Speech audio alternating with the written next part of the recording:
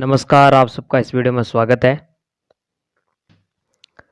आज हम देखेंगे कक्षा 10 विज्ञान का पाठ 15 है हमारा पर्यावरण पर्यावरण उसके प्रश्न उत्तर। पहले देखते हैं पाठ के बीच के प्रश्न, फिर देखेंगे पाठ के पीछे के प्रश्न। तो ठीक है, पहला प्रश्न है पाठनीति प्रश्न में, क्या कारण है कि कुछ पदार्थ जैव निम्नीकरणीय होते हैं और कुछ जैव निम्नीकरणीय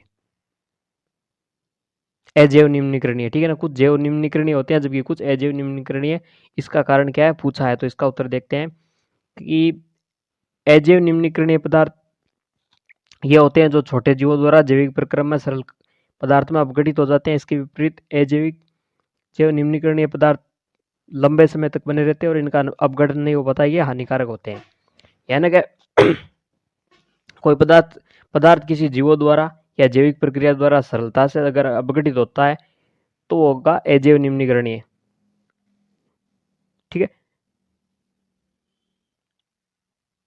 हाँ, तो इस प्रश्न में दोनों जगह मैंने अजैव लिख दिया। पहले होंगे जैव निम्नीकरणीय। जैव निम्नीकरणीय पदार्थ होते हैं जो छोटे जीवों द्वारा जैविक प्रक्रिया में सरल पदार्थ है ना, कोई जैविक प्रक्रिया द्वारा सरलता से अगर अपघटित होते हैं तो जैव निम्नीकरणीय होंगे, और जो नहीं होते और लंबे समय तक मौजूद रहते हैं वो क्या होते हैं, जैव अनिम्नीकरणीय। ठीक है, तो ये इस कारण होते हैं कि अगर वो सरलता से अपघटित हो रहे या नहीं हो रहे, जीव अपघटित कर रहे या नहीं कर रहे, कितना टाइम लग रहा है, पर्यावरण के लिए हानिकारक है या नहीं, ये सब कारण है। इसी कारण क्या है कि कुछ पदार्थ जैव निम्नीकरणीय होते हैं जबकि कुछ नहीं होते। दूसरा प्रश्न है, ऐसे दो तरीके सुझाइए जिसमें जैव निम्नीकरणीय पदार्थ पर्यावरण को प्रभावित करते हैं।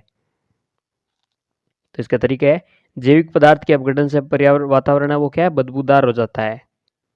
जैसे सब्जियां आदि होती है ना, जब वो गल जाती है छिलके का एक जगह इकट्ठी हो जाती है तो वो ये जैविक पदार्थ है, सब्जियों के छिलके, फलों के छिलके। लेकिन जब ये अपघटित होती है तो क्या उसके आसपास का वातावरण क्या सड़ने से बदबूदार हो जाता है।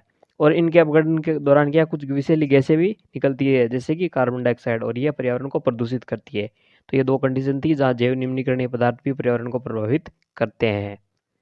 आगे देखते हैं तीसरा प्रश्न, ऐसे दो तरीके बताए जिसमें अजैव निम्नीकरणीय पदार्थ पर्यावरण को प्रभावित करते हैं। पहले हमने बात की थी अजैव और जैविक में अंतर क्या है, जैव जैव निम्नीकरणीय पदार्थों में। फिर हमने देखे थे दो तरीके जिसके अंदर था कि जैव निम्नीकरणीय पर्यावरण को प्रभावित करते हैं, जैव अनिम्नीकरणीय प्रभावित करते हैं पदार्थ, वो देखेंगे। ठीक है तो अजैव निम्नीकरणीय पदार्थ अपघटित न होने के कारण पर्यावरण में लंबे समय तक रहते हैं और पर्यावरण को दूषित करते रहते हैं। दूसरा है, इनसे धरती पर गंदगी फैल रही है, ये सीवरेज व्यवस्था को भी प्रभावित करते हैं। उदाहरण है प्लास्टिक की थैलियाँ। सीवरेज यानी कि जो नाली होती है, ठीक है ना, जिसके अंदर पानी जा रहा होता है, गंदा पानी, उसके अंदर प्लास्टिक की थैली हो जाए तो उसकी सीवरेज व्यवस्था भी प्रभावित होती है। इसके अलावा ये लंबे समय तक पड़े रहने के कारण क्या है, अपघटित न होने के कारण पर्यावरण को प्रदूषित भी करते हैं, जैसे प्लास्टिक की थैली। चौथा प्रश्न है, पोषी स्तर क्या है, एक आहार श्रृंखला का उदाहरण दीजिए तथा इसमें विभिन्न पोषी स्तर बताइए। तो विविध जैविक स्तरों का हिस्सा लेने वाले स्तरों पर हिस्सा लेने वाले जीवों की श्रृंखला क्या है, वो आहार श्रृंखला कहलाती है। यानी अलग अलग जैविक स्तर होते हैं, उसमें कौन कौन से जीव हिस्सा लेते हैं, वो क्या आहार श्रृंखला बनाती है। इसका प्रत्येक चरण एक पोषी स्तर का निर्माण करता है। जैसे एक देखते हैं हम आहार श्रृंखला है ना, फूड चेन। घास है, घास को कीड़ा खाता है, कीड़े को मेंढक खाता है, मेंढक को सांप, और सांप को गिद्ध। तो ये क्या हो गया, एक फूड चेन हो गई। ठीक है ना, तो भोजन में क्या होती है, ऊर्जा वो इसके द्वारा, इस चेन के द्वारा आगे पहुंचती है।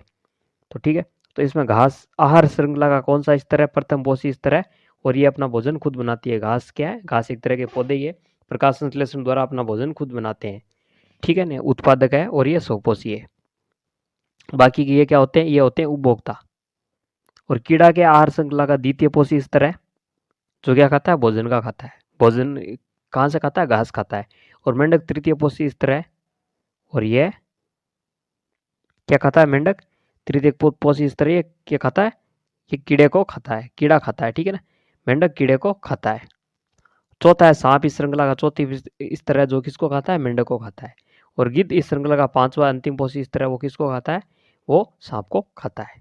ठीक है, आगे देखते हैं फिर पारितंत्र में अपमार्जकों की क्या भूमिका होती है। तो कुछ जो सूक्ष्म जीव होते हैं, जैसे सूक्ष्म जीव हो गए, बैक्टीरिया हो गए आदि, क्या होते हैं, ये क्या करते हैं, जो पदार्थ होते हैं जो अवशेष रह जाते हैं उनको अपघटित करते हैं।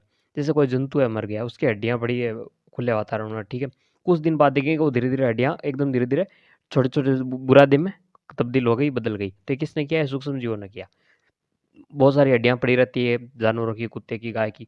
कुछ दिनों बाद वो क्या, वो एकदम चूर्ण रूप में हो जाती है और उस मिट्टी में मिल जाती है। तो ये कौन करता है, ये अपमार्जक करते हैं जीवाणु। जैसे पत्तियां होती है पेड़ों की, ठीक है ना, पत्तियां जमीन पर पड़ी रहती है, फिर धीरे धीरे वो एकदम चूर्ण होकर वो मिट्टी में मिल जाती है। तो ये सब काम कौन करता है, ये सब जीवाणु और कवक आदि अपमार्जक करते हैं। ये जीव जटिल कार्बनिक पदार्थों को सरल अकार्बनिक पदार्थों में बदल देते हैं। ये पदार्थ क्या करते हैं, मिट्टी अवशोषित कर लेती है और ये सूक्ष्म जीव पुनः चक्रण में चले जाते हैं ना। हड्डी है, हड्डी का बुरादा हो गया, किसी पेड़ की पत्ती है उसका बुरादा हो गया। इसमें क्या है कि इनमें सरल अकार्बनिक पदार्थों का निर्माण कर देते हैं ये सूक्ष्म जीव, ठीक है। और वो मिट्टी में जाती है, मिट्टी में जब नया पौधा उगता है तो वो वापस उन पदार्थों को उपयोग में ले लेता है, ठीक है। इस तरह ये चक्कर चलता रहता है और पर्यावरण को गंदगी से ये बचाते हैं। आगे बात करते हैं कि ओजोन क्या है और ये किसी पारितंत्र को किस प्रकार प्रभावित करती है। तो ऑक्सीजन के 3 परमाणु जुड़कर क्या है, ओजोन का निर्माण करते हैं, O3 का, ठीक है ना। O3 कहते हैं ऑक्सीजन को। ओजोन का एक अणु बनाते हैं। ओजोन की परत वायुमंडल के ऊपरी सतह में होती है। यह हमें सूर्य की हानिकारक पराबैंगनी विकिरणों से को अवशोषित कर लेती है और हानिकारक पराबैंगनी विकिरणों से हमारी क्या रक्षा करती है। अतः ओजोन हमें कई बीमारियों जैसे त्वचा का कैंसर है, अल्सर है आदि से हमें क्या बचाती है, ठीक है। तो पराबैंगनी किरणें आती है, ठीक है ना, यूवी लाइट, अल्ट्रावायलेट लाइट, उसको सोख कर क्या हमें बहुत सारी स्किन का कैंसर है, अल्सर आदि से ये बचाती है। और ठीक है ना। और अब आगे बात करते हैं, जितना प्रश्न है उतनी बात करेंगे, वैसे मैं डिटेल में और ज़्यादा बताने लग जाऊंगा तो टॉपिक से भटक जाऊंगा। अगला प्रश्न है, आप कचरा निपटान की समस्या कम करने के में क्या योगदान कर सकते हैं, किन्हीं 2 तरीकों का वर्णन कीजिए। तो हमें अजैविक पदार्थों की तुलना में कौन से पदार्थ काम में लेने चाहिए, जैविक पदार्थ काम में लेने चाहिए, क्योंकि ये जल्दी अपघटित होते हैं। जैसे हम बाजार जाते हैं तो प्लास्टिक की थैली की जगह कोई कागज़ या जूट का थैला उसका प्रयोग करना चाहिए, कपड़े के थैले का प्रयोग करना चाहिए। वो क्या है, जल्दी अपघटित होता है, जबकि प्लास्टिक की थैली ज़्यादा टाइम लेती है। दूसरा है, जैविक कचरे को ऐसी जगह निपटाना चाहिए जहाँ पुनर्चक्रण के लिए तैयार हो सके। इसके अलावा जैविक कचरा उस तरह ऐसी जगह फेंकना चाहिए जहाँ अपघटन होकर वो वापस रिसाइकिल में काम आ सके, ठीक है। तो ये 2 हम क्या तरीके अपना सकते हैं।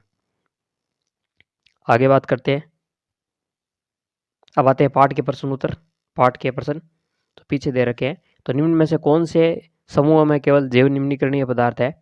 घास, पुष्प, चमड़ा, घास, लकड़ी, प्लास्टिक, फलों के छिलके, केक, नींबू का रस, केक, लकड़ी और घास।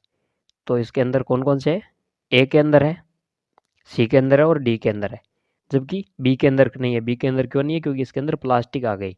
प्लास्टिक जैव निम्नीकरणीय नहीं है, जैव अनिम्नीकरणीय होती है, ठीक है। तो ये सही है, ये सही है और ये सही है। इसका उत्तर हो जाएगा ये। अगला प्रश्न देखते हैं, निम्न में से कौन से आहार श्रृंखला का निर्माण करते हैं। घास, गेहूं, आम, घास, बकरी, मानव, बकरी, गाय, हाथी, घास, मछली, बकरी। तो घास है, घास को मछली थोड़ी खाती है, मछली तो पानी में पाई जाती है। मछली और बकरी में भी कोई संबंध नहीं है। घास, गेहूं, घास को गेहूं थोड़ी खाता है, ये भी कोई बात नहीं है। घास, बकरी, मानव ही होगा, क्योंकि घास को बकरी खाती है और बकरी का दूध मानव पीता है। तो ये हो गया एक आहार श्रृंखला हो गई, ठीक है। अब आगे बात करते हैं तीसरे प्रश्न की। निम्न में से कौन पर्यावरण मित्र व्यवहार कहलाते हैं। है ना, पर्यावरण मित्र व्यवहार, पर्यावरण की रक्षा करने वाले। बाजार जाते समय सामान के लिए कपड़े का थैला ले जाना। कार्य समाप्त हो जाने पर हमें लाइट, बल्ब तथा पंखे का स्विच बंद कर लेना। माँ द्वारा स्कूटर से विद्यालय छोड़ने के बजाय तुम्हारा विद्यालय तक पैदल जाना। और उपरोक्त सभी। तो ये सब क्या कार्य है, सभी हो जाएंगे इसके अंदर पर्यावरण मित्र व्यवहार कहलाते हैं। क्योंकि अगर बाजार जाते समय हमें कपड़े का थैला ले जाना चाहिए, प्लास्टिक का थैला नहीं ले जाना चाहिए, क्योंकि वो पर्यावरण हितैषी नहीं होगा, ठीक है। तो ये पर्यावरण हितैषी है, काम नहीं है, तो हम फिर लाइट, बल्ब और पंखा स्विच बंद कर देना चाहिए, ठीक है। तो इसे बिजली की वजह से तो होगी, ये भी सही है। और माँ द्वारा, एक तो हम स्कूटर से जाते हैं उससे प्रदूषण होता है, एक पैदल जाते हैं तो पैदल जाना ज़्यादा सही रहेगा। तो ये सभी कार्य इसके अंदर हो जाएंगे। चौथा प्रश्न है, क्या होगा यदि हम एक पोषी स्तर के सभी जीवों को मार दे। तो आहार श्रृंखला होती है, फूड चेन होती है, उसका प्रत्येक पोषी स्तर क्या है, महत्वपूर्ण होता है। यदि हम एक पोषी स्तर के जीवों को समाप्त कर दे तो अगले स्तर के जीवों को भोजन नहीं होगा और वे भूखे मरेंगे तथा पर्यावरण का संतुलन बिगड़ जाएगा। खाद्य श्रृंखला में ऊर्जा का प्रवाह खत्म हो जाएगा। जैसे घास है, घास को कौन खाता है, घास को कीड़े खाते हैं, ठीक है। कीड़े को कौन खाता है, मेंढक खाता है, मेंढक को सांप और सांप को बाज खाता है। तो हम देखेंगे अगर घास नष्ट कर देंगे तो कीड़े नहीं रहेंगे, या कीड़े नष्ट कर देंगे तो फिर मेंढक नहीं रहेंगे, फिर मेंढक नहीं रहेंगे तो सांप क्या खाएंगे, सांप नहीं मेंढक को नहीं खाएंगे तो वो भी मर जाएंगे, फिर बाज कैसे रहेगा। एक पोषी स्तर जैसे घास है, मेंढक है, कोई भी कीड़ा है उसको हटा दे तो पूरा पर्यावरण संतुलन बिगड़ जाएगा। फूड आहार श्रृंखला, खाद्य श्रृंखला या आहार श्रृंखला में ऊर्जा का प्रवाह है, एक से दूसरे स्तर में वो समाप्त हो जाएगा। पांचवा प्रश्न है, क्या किसी पोषी स्तर के सभी सदस्यों को हटाने का प्रभाव भिन्न भिन्न पोषी स्तरों के लिए अलग अलग होगा। क्या किसी पोषी स्तर के जीवों को परितंत्र को प्रभावित किए बिना हटाना संभव है। तो इसका उत्तर है नहीं, यह प्रभाव भिन्न भिन्न नहीं होगा। किसी भी एक पोषी स्तर के प्रभावित होने पर सभी स्तर एक समान रूप से प्रभावित होंगे। इसके अतिरिक्त किसी भी पोषी स्तर के जीवों को हटाने पर पारितंत्र में प्रत्येक पोषी स्तर अपने से निचले एवं ऊपरी दोनों स्तरों को समान रूप से प्रभावित करेगा। ठीक है ना, तो ये था इसका आंसर। यानी जो अलग अलग प्रभाव न होकर सभी पोषी स्तर पर समान प्रभाव होगा, और पारितंत्र पर अगर जीव पारितंत्र पर प्रत्येक पोषी स्तर है वो क्या है, खुद के साथ साथ अपने से नीचे वाले और ऊपर वाले दोनों को भी प्रभावित करेगा। ठीक है, तो ये था इसका आंसर। अब आगे देखते हैं जैव आवर्धन क्या है। एक पारितंत्र के विभिन्न स्तरों में जैविक आवर्धन का प्रभाव का क्या भिन्न भिन्न होगा, है ना। क्या पारितंत्र के विभिन्न स्तरों पर जैविक आवर्धन का प्रभाव भी भिन्न भिन्न होगा। तो आहार श्रृंखला में रासायनिक अजैविक पदार्थ का अत्यधिक मात्रा में संचित होना जैविक आवर्धन कहलाता है। रासायनिक पदार्थ कौन से हो गए, जैसे हो गया डीडीटी। डीडीटी है ना, जहर वाली दवाई आती है जो है ना फसलों में छिड़की जाती है। ठीक है ना, डीडीटी वो जब छोटे जीव है खाते हैं उनके शरीर में जाती है। ठीक है ना, उसमें उसमें मात्रा थोड़ी होती है। फिर जो जो उन छोटे जीवों को बड़ा जीव खाता है तो इसमें क्या है, इस डीडीटी की मात्रा बढ़ती जाती है। जैसे कि जल है, जल के अंदर डीडीटी की मात्रा थोड़ी होती है। फिर इन्हें क्या है कि मछलियाँ खाती है, फिर बड़ी मछली खाती है, और उसके बाद क्या कोई एक बड़ा बाज पक्षी खाता है। तो ये उत्तरोत्तर पोषण स्तर में क्या है, इसकी मात्रा बढ़ती जाती है। ऊर्जा की मात्रा घटती है, लेकिन डीडीटी जैसे विषाक्त जहरीले पदार्थों की मात्रा घटती है। जैसे कि पक्षी जो खाता है उसके अंडे कमजोर हो जाते हैं, क्यों हो जाते हैं, इस डीडीटी के कारण। इसको क्या है, जैव आवर्धन कहलाते हैं। और इसकी सर्वाधिक मात्रा मानव में पाई जाती है। तो सबसे उच्चतम पोषक स्तर होता है उसमें पाई जाती है। भिन्न स्तरों का जैविक आवर्धन भी भिन्न होता है। यह मात्रा स्तरों में ऊपर की ओर बढ़ती है, मैंने कहा ना। जैसे पानी है, पानी में सबसे कम होती है, उसके बाद छोटी मछली, उसमें बढ़ेगी बड़ी मछली, उसको ज़्यादा होगी डीडीटी। ठीक है, पानी में क्या है, डीडीटी, इसमें छोटे जीव खाएंगे। ठीक है, छोटे छोटे छोटे जीव होते हैं वो खाते हैं, उसमें डीडीटी बढ़ जाएगी, पानी की तुलना में उनमें ज़्यादा होगी। फिर छोटी मछली है, उनकी कीड़ों मकोड़ों को खाएगी पानी वालों को, उसमें थोड़ी और ज़्यादा मात्रा होगी। फिर बड़ी मछली उस छोटी मछली को खाएगी, फिर उस मछली को क्या है कोई बाज या पक्षी खाएगा, उसमें ज़्यादा होगी। तो पोषण स्तरों में इसकी मात्रा बढ़ती जाती है। तो उत्तरोत्तर पोषण स्तरों में रासायनिक पदार्थों की अजैविक पदार्थों का क्या बढ़ता जाना है, क्या कहलाता है, जैव आवर्धन कहलाता है। ठीक है, आगे बात करते हैं। हमारे द्वारा उत्पादित अजैव निम्नीकरणीय कचरे से कौन कौन सी समस्या उत्पन्न होती है। तो हमारे द्वारा उत्पादित अजैव निम्नीकरणीय कचरे से पर्यावरण प्रदूषित होता है, ये विघटित नहीं होते, अतः उनके निपटान की समस्या भी आती है, यहाँ पर आएगा उनके आएगा। ठीक है ना, उनके निपटान की समस्या भी आती है, ये अनेक समस्याएं उत्पन्न करते हैं। तो ये इसका उत्तर है। जैसे कि पारितंत्र के सदस्यों का ह्रास करते हैं, हरे आएगा। जैव आवर्धन निर्मित करके उनकी वृद्धि करते हैं। जैव आवर्धन यानी जिससे डीडीटी पदार्थ जैसे पदार्थ बढ़ते जाते हैं, पिछले प्रश्न में चर्चा की थी। जल, भूमि और वायु का प्रदूषण करते हैं। जल प्रदूषण होता है इनसे, भूमि का प्रदूषण होता है, वायु का प्रदूषण होता है। तो ये प्रदूषण भी ये फैलाते हैं। कौन, जैव अनिम्नीकरणीय। जैव अनिम्नीकरणीय जैव अनिम्नीकरणीय कचरे कैसे होते हैं, वो जब बना जल में जाते हैं, जल को प्रदूषित करते हैं, भूमि को प्रदूषित करते हैं, हवा में जाते हैं। ठीक है ना, तो वो क्या हवा को भी प्रदूषित करते हैं। तो ये था इसका उत्तर। आगे बात करते हैं, यदि हमारे द्वारा उत्पादित सारा कचरा जैव निम्नीकरणीय हो तो इसका पर्यावरण पर क्या कोई प्रभाव नहीं पड़ेगा। जैव निम्नीकरणीय यानी ऐसा कचरा जो तुरंत है ना अपघटित हो जाए बहुत जल्दी, तो इसका क्या कोई प्रभाव पड़ेगा या नहीं पड़ेगा।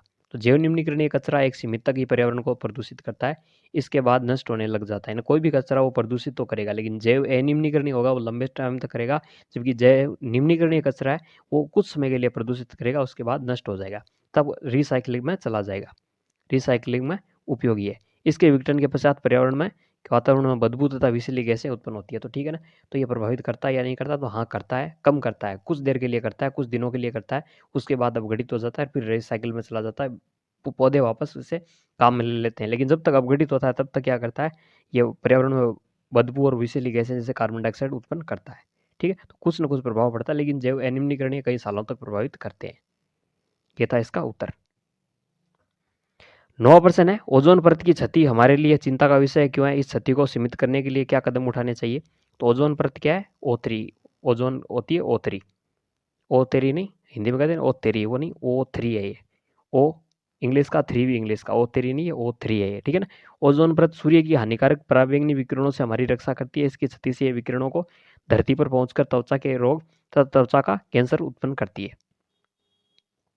ठीक है ना, ऐसे विकिरणों को रोकती है जो हमें क्या है, त्वचा के रोग फैलाते हैं, त्वचा कैंसर फैलाती है, उसको कौन रोकती है, ओजोन परत रोकती है। अतः ये हमारे लिए चिंता का विषय है। क्लोरोफ्लोरोकार्बन जिसका उपयोग है सीएफसी की फुल फॉर्म होती है क्लोरोफ्लोरोकार्बन। इसका उपयोग कहाँ होता है, रेफ्रिजरेटर और अग्निशमन में होता है, एसी वगैरह में इसका उपयोग होता है, फ्रिज में। ठीक है, ओजोन को यह क्षति पहुंचाती है। जितनी ज़्यादा फ्रिज और एसी होंगी उससे क्या कि सीएफसी ज़्यादा निकलेगी और वो वातावरण में जाकर क्या करती है कि इस ओजोन को नष्ट कर रही है। इस क्षति को सीमित करने के लिए हमें क्लोरोफ्लोरोकार्बन और रासायनिक पदार्थों का उपयोग कम से कम करना चाहिए, ठीक है। इसके अलावा आजकल क्या है, सीएफसी के स्थान पर ऐसे फ्रिज और ऐसी बनने लगे हैं जो काफ़ी महंगे तो होते हैं, लेकिन वो उसमें क्या है, हाइड्रोजन होती है और अन्य अन्य कोई अदर पदार्थ होते हैं, ठीक है ना। हाइड्रोजन और उसके अलग कंपाउंड होते हैं, लेकिन सीएफसी नहीं होती। वो भी नुकसान पहुंचाते हैं, लेकिन वो कम नुकसान पहुंचाते हैं। तो ऐसे और भी ऐसे पदार्थों पर रिसर्च की जा रही है कि जिससे कि ये है ना, हमारी ओजोन परत क्या है कि कम से कम नुकसानदायक हो। इसके अलावा हम ये भी देखते हैं कि इनका उपयोग हो सके जितना कम करना चाहिए। रेफ्रिजरेटर है, एसी है, इनका उपयोग कम से कम करना चाहिए, ठीक है। तो इस तरह हम कम उपयोग करके बचा जा सकता है। और ये इसका आंसर था। इसी के साथ ये वीडियो कंप्लीट हुआ। वीडियो कैसा लगा बताना ज़रूर। अच्छा लगे तो इसको लाइक कीजिए, वीडियो को शेयर कीजिए और चैनल को सब्सक्राइब कर दीजिए, ठीक है।